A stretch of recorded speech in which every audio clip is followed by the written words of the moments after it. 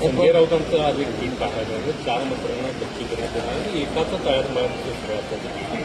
आता अमित शाह साहेब आणि नरेंद्र मोदी साहेब त्यांना बोलले असतील हे काही मला माहिती नाही. पण हे सरकार जे आहे ते अनैतिक पातळीवर आलेलं आहे.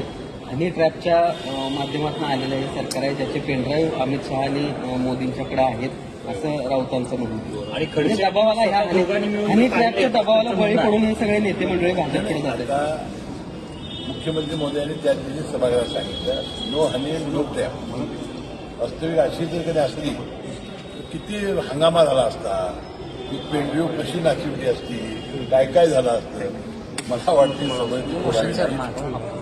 खोटं असावं असं माझं मत आहे. कारण जर वस्तुस्थिती असती आणि अधिवेशनासारखा एक सुवर्ण काळ त्यांना होता तर मला वाटते नुसतं स्टंट करायचं आणि शासनाला बदनामी करण्याचं कट कारस्थान